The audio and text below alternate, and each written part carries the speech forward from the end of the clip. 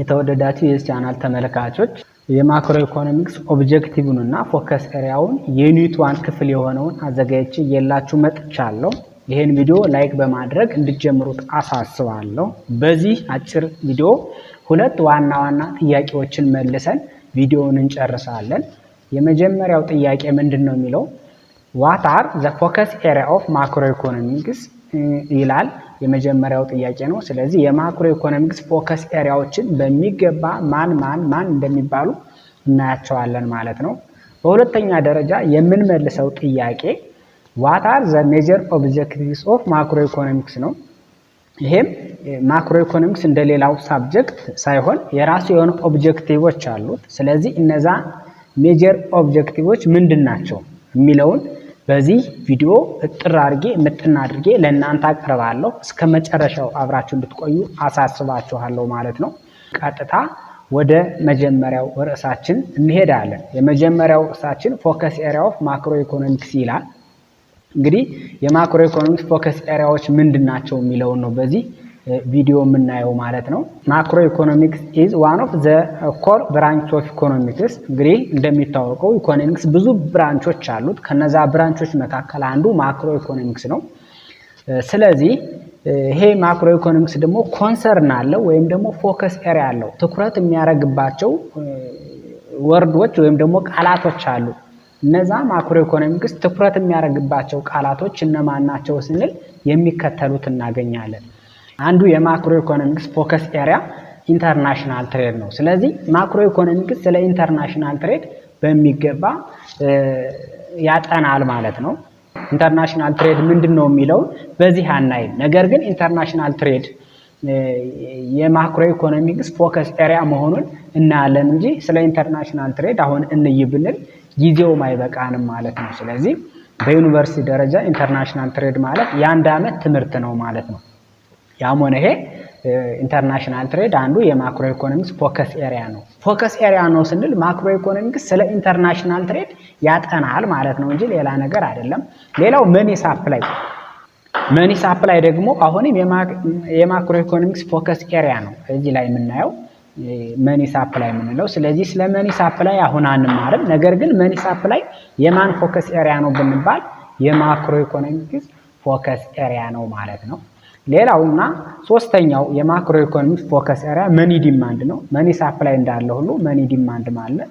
ስለዚህ ስለ መኒ ሳፕላይ ማክሮ ኢኮኖሚክስ ያጠናል። ከዚህ ቀጥሎ የምናገኘው አግሪጌት ዲማንድ እና አግሪጌት ሳፕላይ ነው።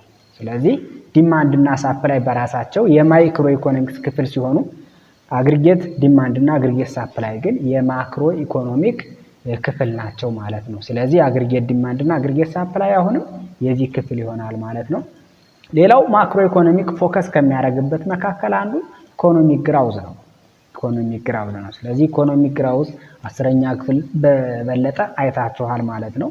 ስለዚህ ኢኮኖሚክ ግራውዝ ምንድነው ወደሚለው ሳንሄድ ኢኮኖሚክ ግራውዝ የማክሮ ኢኮኖሚክስ ፎከስ ኤሪያ ነው እንጂ የማይክሮ አይደለም። ሌላው ማክሮ ዲስትሪቢዩሽን የሚባል ወርድም አለ። ይሄም ወርድ አሁንም የዚህ ፎከስ ኤሪያ እንደሆነ እንረዳለን ማለት ነው። ቀጥሎ ያለው ማክሮ ኢኮኖሚክስ ስለ ናሽናል ኢንካም ያጠናል። ስለዚህ ኢንዲቪጁዋል ኢንካም አይደለም እያልን ያለነው ናሽናል ኢንካም ነው፣ ወይም የአንዲት ሀገር አመታዊ ገቢ ነው ናሽናል ኢንካም የምንለው። ስለ አንዲት ሀገር አመታዊ ገቢ ያው ማክሮ ኢኮኖሚክስ ፎከስ ያደርጋል ማለት ነው። ስለዛ ስተዲ ያደርጋል፣ ማይክሮ ኢኮኖሚክስ አያጠናም። ሌላው አንኢምፕሎይመንት የማክሮ ኢኮኖሚክ ጉዳይ ነው። ስለ አንኢምፕሎይመንት ያው ቀጣይ የምናየው ነው። ታይፕ ኦፍ አንኢምፕሎይመንት አለ። አንኢምፕሎይመንት ምንድነው የሚለው ሁሉ ቀጣይ የምናየው ነው። ነገር ግን ኢምፕሎይመንት ነክ ሁሉ የማክሮ ኢኮኖሚክስ ፎከስ ኤሪያ ነው ማለት ነው። ቀጥሎ የምናገኘው ቢዝነስ ሳይክል ነው። ይሄም አንዱ የማክሮ ኢኮኖሚክ ፎከስ ኤሪያ ይሆናል። ፕራይስ ሌቨል ወይም ጀነራል ፕራይስ ሌቨል ወይም ኢንፍሌሽን ወይም ዲፍሌሽን የምንለው አንዱ ያው ማክሮ ኢኮኖሚክ ስተዲ ከሚያደርገው መካከል ነው። ቀጥሎ ያለው ኢንቨስትመንት ነው። ያው ኢንቨስትመንትም አንዱ ፎከስ ኤሪያ ነው። ስለ ኢንቨስትመንት ማክሮ ኢኮኖሚክስ ያው ያጠናል በሰፊው ማለት ነው። ሴቪንግ አለ፣ ይሄም አንዱ ነው። ጂዲፒ ግሮስ ዶሜስቲክ ፕሮዳክት አለ። ስለዚህ ያው ይሄም ከናሽናል ኢንካም ጋር ይያዛል። ያው ስለዚህ የሚያጠናው ማክሮ ኢኮኖሚክ ነው እንጂ ማይክሮ ወይም ሌሎች የኢኮኖሚክ ክፍሎች አይደሉም ማለት ነው። ሌላው ፐር ካፒታል ኢንካም ነው። 10ኛ ክፍል አይታችሁታል። ያው ስለዚህ ማክሮ ኢኮኖሚክ ያጠናል። ገቨርንመንት በጀት አለ። ያው ስለዚህም ማክሮ ኢኮኖሚክ ያጠናል። ሌበር ዲማንድ እና ሌበር ሰፕላይም ስለነዚህም ያጠናል ማክሮ ኢኮኖሚክስ ማለት ነው። ስለዚህ ጠቅለል ስናደርገው ማክሮ ኢኮኖሚክስን እስከ መጨረሻው ብንማር ያው ስለነዚህ ነው የምንማረው። በዲግሪ ደረጃም በማስተርስ ደረጃም በፒኤችዲ ደረጃም ብንሄድ ማክሮ ኢኮኖሚክስ እስከምናጠና ድረስ እነዚህ ወርዶች አይለቁም ማለት ነው። አይለቁም፣ እስከ መጨረሻው አብረው ይቀጥላሉ። ምክንያቱም ማክሮ ኢኮኖሚክ ፎከስ የሚያደርግባቸው እነዚህ ወርዶች ወይም እነዚህ ቃላት ስለሆኑ ማለት ነው። እሺ what does mean focus area of macroeconomics? ፎከስ ኤሪያ ኦፍ ማክሮ ኢኮኖሚክስ ስንል ምን ማለታችን ነው? የተወደዳችሁ ተመልካቾች እንግዲህ እነዚህ ያየናቸው የማክሮ ኢኮኖሚክ ፎከስ ኤሪያዎች ናቸው ስንል ማክሮ ኢኮኖሚክ ስለነዚህ ስተዲ ያደርጋል ወይም ስለነዚህ ቫሪያብሎች ያጠናል ማለት ነው። ስለነዚህ ቫሪያብሎች ያጠናል ማክሮ ኢኮኖሚክ። ስለ ሴቪንግ፣ ስለ ጂዲፒ፣ ስለ ፐር ካፒታል ኢንካም፣ ስለ ገቨርንመንት፣ ስለ ሌበር ዲማንድ እና ሳፕላይ ማክሮ ኢኮኖሚክስ ስተዲ ያደርጋል ማለታችን ነው ፎከስ ኤሪያ የምንለው ማለት ነው። ለምንድን ነው የሚያጠናው? ስለ ፐር ካፒታል ኢንካም፣ ስለ ጂዲፒ፣ ስለ ገቨርንመንት በጀት፣ ስለ ሌበር ዲማንድ እና ሳፕላይ ማክሮ ኢኮኖሚክስ ለምንድን ነው የሚያጠናው የሚለውን ስናይ ደግሞ ቱ አቺቭ ማክሮ ኢኮኖሚክ ኦብጀክቲቭስ ነው። ማክሮ ኢኮኖሚክ ኦብጀክቲቮችን አቺቭ ለማድረግ እንግዲህ ስለነዚህ ማክሮ ኢኮኖሚክስ ስተዲ ያደርጋል ማለት ነው። እና ዋና ፐርፐዙ ማክሮ ኢኮኖሚክስ አቺቭ ለማድረግ ነው። የዚህ ቪዲዮ ተመልካቾች እስካሁን ሳብስክራይብ ያላደረጋችሁ ካላችሁ ሳብስክራይብ በማድረግ ቤተሰብ ሁኑ። በዚህ ቻናል ቀጣይ ብዙ ቪዲዮዎች እየተሰሩ ይለቀቃሉ። ለእናንተ በጣም ይጠቅማሉ ተብለው የሚታሰቡ ማለት ነው። እና ሳብስክራይብ በማድረግ ቤተሰብ ሁኑ። ሀሳብ አስተያየታችሁን በኮሜንት አሳውቁን። ያን ሀሳብና አስተያየት መሰረት አድርገን እኛ ደግሞ የሚገባውን ነገር ወደ እናንተ እናደርሳለን ማለት ነው። ቪዲዮውን ላይክ አድርጉ።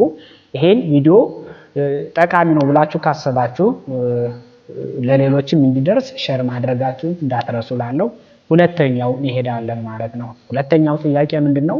ዋታር እዚህ ጋር ስናየው ዋታር ዘ ሜጀር ኦብጀክቲቭስ ኦፍ ማክሮ ኢኮኖሚክስ ነው። ስለዚህ ዋና ኦብጀክቲቮችን ነው እዚህ ጋር የምናየው። እንግዲህ እንደሌላው ሳብጀክት ሳይሆን ማክሮ ኢኮኖሚክስ የራሱ የሆነ ኦብጀክቲቭ አለው። ወደ 6 ዓላማዎች አሉት ማክሮ ኢኮኖሚክስ ማለት ነው። እነዚህ 6 ዓላማዎች ምንድናቸው የሚለውን ነው የምናየው። እንግዲህ ማክሮ ኢኮኖሚክስ ከመጨረሻው ብናጠና ዋና ዓላማችን እነዚህ ኦብጀክቲቮች አቺቭ ማድረግ ነው። ማክሮ ኢኮኖሚክስ የምናጠናው ስለነዚህ ኦብጀክቲቮች ስንል ነው። ስለዚህ ማክሮ ኢኮኖሚክስ ደግሞ እነዚህን አቺቭ ለማድረግ ነው፣ ለዜጎች እንዲማሩት የሚደረገው ማለት ነው። ስለዚህ እነዚህ ኦብጀክቲቮች ምንድናቸው ስንል ያው የሚከተሉት ይሆናሉ ማለት ነው። የመጀመሪያው ኦብጀክቲቭ ምንድነው? እዚህ ጋር ተጽፎ የምናየው ማክሲመም ፊዚብል አውትፑት ነው። እንግዲህ በአንዲት ሀገር ውስጥ ከፍተኛ የሆነ አውትፑት ፕሮዱስ እንዲደረግ ነው ማክሮ ኢኮኖሚክስ አንዱ ዓላማው ማለት ነው። አንዲት ሀገር ያላትን ሪሶርስ ኤፊሽንትሊ ተጠቅማ ወይም ሙሉ በሙሉ ተጠቅማ ምርት ከፍተኛ የሆነ ምርት እንድታመርት ማክሮ ኢኮኖሚክስ የራሱ የሆነ ኦብጀክቲቭ ወይም ደግሞ ዓላማ አለው ማለት ነው። ዓላማ አለው። ስለዚህ አንዲት ሀገር አውትፑቷ ወይም ደግሞ ፕሮዳክሽኑ የአንዲት ሀገር አውትፑቱ ወይም ደግሞ ፕሮዳክሽኑ ማክሲመም እንዲሆን አንዱ የማክሮ ኢኮኖሚክስ ኦብጀክቲቭ ነው ማለት ነው። ቀጥሎ ያለው ኦብጀክቲቭ ሃይ ሬት ኦፍ ኢኮኖሚክ ግሮውዝ፣ ከፍተኛ መጠን ያለው ወይም ከፍተኛ ፍጥነት ያለው የኢኮኖሚክ ግሮውዝ እንዲኖር ማክሮ ኢኮኖሚክስን እናጠናለን ማለት ነው። ኢኮኖሚክ ግሮውዝ ሊኖር ይችላል፣ ነገር ግን ሬቱም ሊሆን ይችላል፣ ሃይ ላይሆን ይችላል፣ ወይም ደግሞ ለው ሊሆን ይችላል። እኛ ግን ማክሮ ኢኮኖሚክስ የምናጠናው በሀገራችን ውስጥ ከፍተኛ የሆነ የኢኮኖሚክ ግሮውዝ ሬት እንዲኖር ነው ማለት ነው። ወይም ደግሞ በዓለም ደረጃ ከፍተኛ የሆነ የኢኮኖሚክ ግሮውዝ ሬት እንዲመዘገብ ማክሮ ኢኮኖሚክስን እናጠናለን ማለት ነው እንጂ ያው ኢኮኖሚክ ግሮውዝ ሊኖር ይችላል፣ ነገር ግን የሚፈለገው ሬቱ ምን እንዲሆን ነው? ፐርሰንቱ ማክሲመም እንዲሆን ነው ማለት ነው። ስለዚህ አንዱ የማክሮ ኢኮኖሚክ ኦብጀክቲቭ ነው። ሌላኛውና ሶስተኛው ኦብጀክቲቭ ፉል ኢምፕሎይመንት ነው። በአንዲት ሀገር ውስጥ ስራ በበቂ ሁኔታ እንዲፈጠር ወይም እንዲኖር ማክሮ ኢኮኖሚክስ የራሱ የሆነ ዓላማ አለው ማለት ነው። ለምሳሌ ወደ አደጉት ሀገሮች ስትሄዱ ፉል ኢምፕሎይመንት አለ። ከሰራተኛው ይልቅ ስራው ብዙ ነው፣ ሰራተኛው ግን ትንሽ ነው። ያ ምንድነው ፉል ኢምፕሎይመንት ብለን እንጠራዋለን ማለት ነው። ወደ ታዳጊ ሀገሮች ስንመጣ ግን ሰራተኛው ብዙ ነው፣ ስራው ግን ትንሽ ነው። ስለዚህ ምን አለ? አንኢምፕሎይመንት አለ። ያን አንኢምፕሎይመንት ለመቀነስ ማክሮ ኢኮኖሚክስን ማጥናት ያስፈልጋል። ስለዚህ ማክሮ ኢኮኖሚክስ የምናጠናው ደግሞ ኢምፕሎይመንቱን ምን ለማድረግ ነው? ፉል ለማድረግ ነው። ወይም ደግሞ አንኢምፕሎይመንቱን ዜሮ ለማድረስ ወይም ደግሞ ወደ ዜሮ ለማስጠጋት የማክሮ ኢኮኖሚክስን እናጠናለን ማለት ነው። ስለዚህ አንዱ ኦብጀክቲቭ ነው የማክሮ ኢኮኖሚክስ ማለት ነው። ወደ ታዳጊ ሀገሮች ማለት ወደ አደጉት ሀገሮች ሲሄዱ ይሄ ኦብጀክቲቭ የተሳካ ይመስላል ማለት ነው። ሌላውና ቀጥሎ ያለው የማክሮ ኢኮኖሚክስ ኦብጀክቲቭ ፕራይስ ስቴቢሊቲ ነው። ፕራይሱ ስቴብል እንዲሆን፣ ዲፍሌሽን እንዳይኖር ወይም ኢንፍሌሽን እንዳይኖር፣ የዋጋ መውረድም እንዳይኖር፣ የዋጋ መናርም እንዳይኖር፣ ዋጋ ተረጋግቶ ባለው ላይ ተረጋግቶ እንዲቆይ ማድረግ አንዱ የማክሮ ኢኮኖሚክ ዓላማ ነው ማለት ነው። ዋጋ ባለው ላይ ተረጋግቶ እንዲቆይ፣ ዋጋ አልጨመረም አልቀነሰም። ዋጋ ሲቀንስም አስፈላጊ አይደለም በነገራችን ላይ፣ ምክንያቱም ፕሮዲውሰሩ የምርቱ አምራች ይጎዳል፣ ይከስራል። ዋጋ እንዲጨምር ወይም እንዲኖርም አይፈለግም፣ ምክንያቱም ኮንሱመሩ ወይም ያን ምርት የሚገዛው አካል ይጎዳል። ስለዚህ ዋጋ የሚፈለገው ምንድነው? በዛው ላይ ተረጋግቶ ወይም ስቴብል ሆኖ እንዲቆይ ነው ማለት ነው። ስለዚህ ማክሮ ኢኮኖሚክ አንዱ ዓላማው ፕራይሱ ስቴብል እንዲሆን ነው ማለት ነው።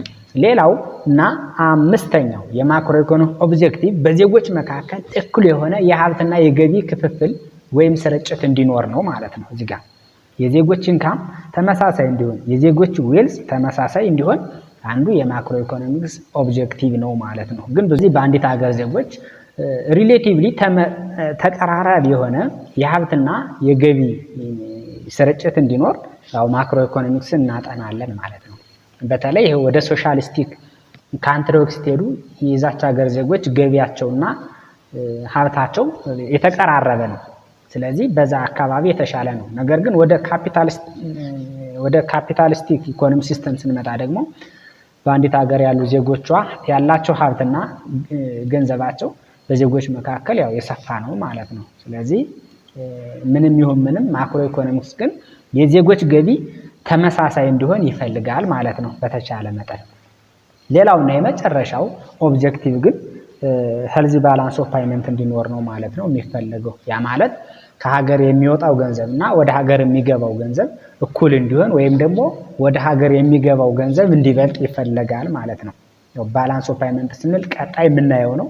አሁን እዚህ ላይ ዓላማው ምንድነው? የመጽሐፉ የማክሮ ኢኮኖሚክ ኦብጀክቲቮችን ወይም ደግሞ ዓላማዎችን እንድዘረዝሩ ነው እንጂ ስለ ባላንስ ኦፍ ፓይመንት ቀጣይ የምናየው ነው። ስለ ዲስትሪቢዩሽን ኦፍ ኢንካም ኤንድ ዌልዝ ቀጣይ የምናየው ነው። ስለ ፕራይስ፣ ስለ ኢምፕሎይመንት ቀጣይ የምናየው ነው። ስለ ኢኮኖሚክ ግራውዝም ቀጣይ የምናየው ነው እና ዋና ዓላማው ከዚህ ጋር እነዚህን ኦብጀክቲቮች እንድዘረዝሩ ነው ማለት ነው። ስለዚህ የዛሬው ቪዲዮ ይሄን ይመስል ነበር። የተከታተላችሁት ሀሳብ አስተያየታችሁን በኮሜንት መስጠትን እንዳትረሱ። ይሄን ቪዲዮ ሳብስክራይብ በማድረግ ቤተሰብ ሁኑ። አዳዲስ ቪዲዮዎች ተሰርተው ሲለቀቁ ወዲያውኑ እንዲደርሳችሁ የደወል ምልክቷን መጫናችሁን አትርሱ። ቪዲዮውን ላይክ ያላደረጋችሁ ላይክ አድርጉት። የዛሬ ቪዲዮ ይሄን ይመስል ነበር። ለቀጣይ ደግሞ ቻሌንጅ ኦፍ ማክሮ ኢኮኖሚክ የሚለውን ሰርቼ አቀርብላችኋለሁ ማለት ነው። ዛም ላይ እንዴት አድርጌ እንደማቀርብላችሁ በኮሜንት ብታሳውቁኝ መልካም ይሆናል ማለት ነው። በቀጣይ ቪዲዮ ቻሌንጅ ኦፍ ማክሮ ኢኮኖሚክ በሚለው እንገናኝ ማለት ነው። ስለዚህ ለዛሬው ይሄን ይመስላል። ስለተመለከታችሁት አመሰግናለሁ። ላይክ እንድታደርጉ ሳብስክራይብ እንድታደርጉ እጠይቃለሁ። ለአሁኑ ከዚህ ላይ ጨርሻለሁ። በቀጣይ ቪዲዮ እስከምንገናኝ እናመሰግናለሁ። የተወደዳችሁ የዚህ ቻናል ተመልካቾች